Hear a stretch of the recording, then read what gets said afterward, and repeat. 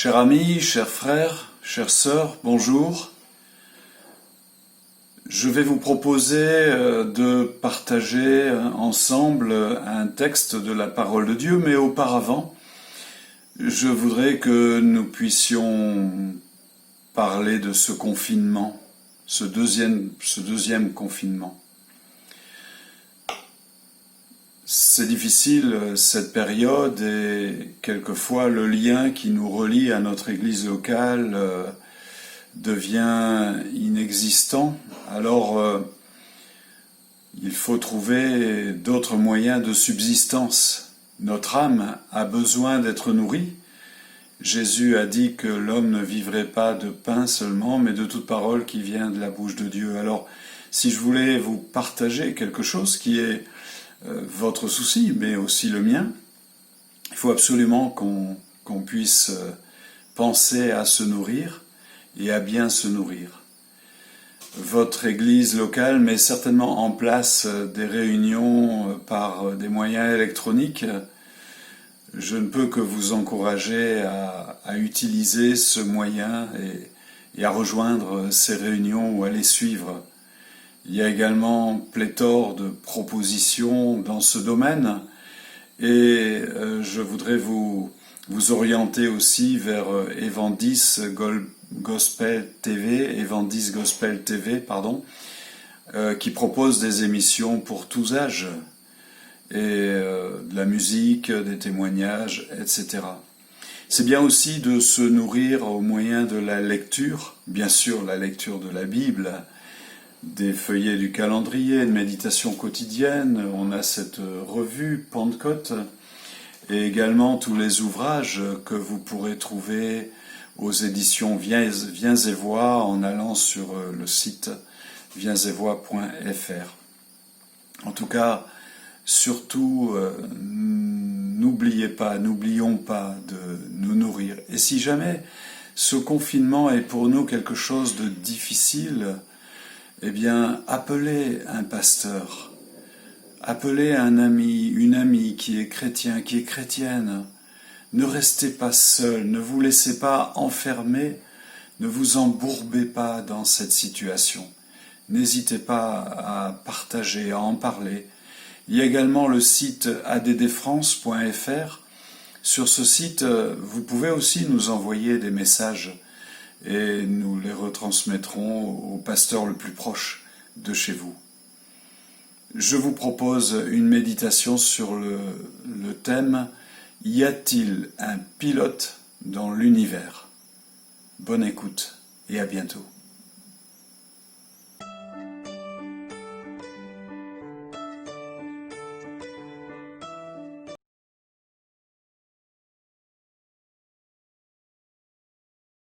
Nous sommes au milieu de la mer. Elle est déchaînée. Le bateau est secoué de tous les côtés. Dans une cabine, un enfant pleure. Il est complètement paniqué. Sa maman essaie par tous les moyens de le rassurer. Elle lui chante des berceuses. Ça ne marche pas. Elle lui raconte une histoire. Ça ne marche pas non plus. Elle le serre dans ses bras. Il continue à pleurer de plus belle. Et puis, machinalement, sans trop y faire attention, elle lui dit « T'inquiète pas, c'est papa qui est à la barre. » Tout à coup, quelque chose se passe dans le regard de l'enfant. Son visage s'apaise. Quelques instants plus tard, il est endormi. Vous avez compris, c'est l'enfant du commandant de bord. Je vous propose de passer quelques instants ensemble et de partager une pensée de la Bible et je souhaite que ça vous encourage. Mais permettez-moi de vous souhaiter la bienvenue. Nous vivons une période particulièrement compliquée. Comment allez-vous ? Avant d'aller plus loin, nous voulons penser à ces personnes qui ont été frappées de plein fouet par cette violence aveugle nourrie de fanatisme religieux. Si cette tragédie vous touche de près, je voudrais vous exprimer l'affection de tous les chrétiens de nos églises et vous assurer que nous prions pour vous. Nous sommes entrés dans la deuxième phase de confinement. Je ne sais pas comment vous vivez cela. En ce qui me concerne, la première phase a été pour moi une expérience plutôt enrichissante. Je parle de ma relation avec Dieu, de ma vie intérieure. Et puis le déconfinement est venu et j'étais également heureux de retrouver ma liberté de mouvement, d'action, de pouvoir retrouver des membres de ma famille, des amis, des collègues. Et voilà que le virus s'emballe de nouveau. Et cette semaine, notre gouvernement s'est vu contraint de prononcer une seconde mesure de confinement. Je vous avoue que j'ai pris ça comme un coup de massue. Finalement, j'ai pas envie d'être confiné à nouveau. J'ai envie que les choses bougent. J'ai pensé à tous ceux dont les conditions de vie sont pas idéales pour un confinement, à ceux qui sont seuls, fragiles. J'ai pensé aussi à tout ce personnel médical qui va devoir de nouveau être sur le pont, alors qu'il n'est pas totalement remis des mois précédents. J'ai pensé à nos églises, aux chrétiens, qui n'ont peut-être pas la possibilité technologique de suivre des cultes en ligne. J'ai pensé à mes collègues pasteurs. Et comme vous, certainement, je me suis dit, mais pourquoi ? Et alors que mes pensées s'alourdissaient, un texte de la Bible est venu à mon esprit. C'est un texte qui est écrit dans le livre des Lamentations de Jérémie au chapitre 3, au verset 37. Écoutez, « Qui dira qu'une chose arrive sans que l'Éternel l'ait ordonnée ? N'est-ce pas de la volonté du Très-Haut que nous viennent les maux et les biens ?» Première réaction devant une telle parole, c'est de penser que Dieu pourrait bien s'amuser avec nous, en envoyant le mal, le bien.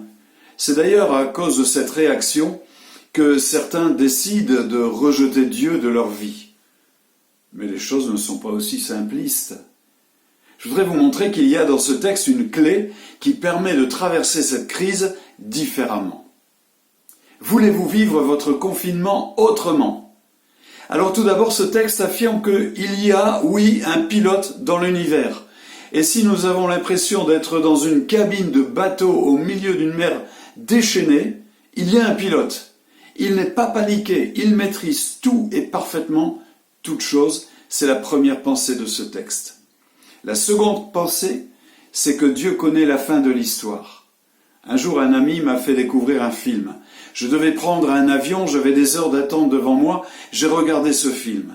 Le suspense était tel que mon cœur battait. Et je me suis aperçu, dans les 5 dernières minutes, que je n'avais rien compris depuis le début. Alors en rentrant chez moi, j'ai de nouveau regardé ce film. Et j'étais tranquille. Pourquoi ? Parce que je connaissais la fin de l'histoire. Relisez la vie d'Élie, de Joseph, vous verrez que Dieu connaît toujours la fin de l'histoire.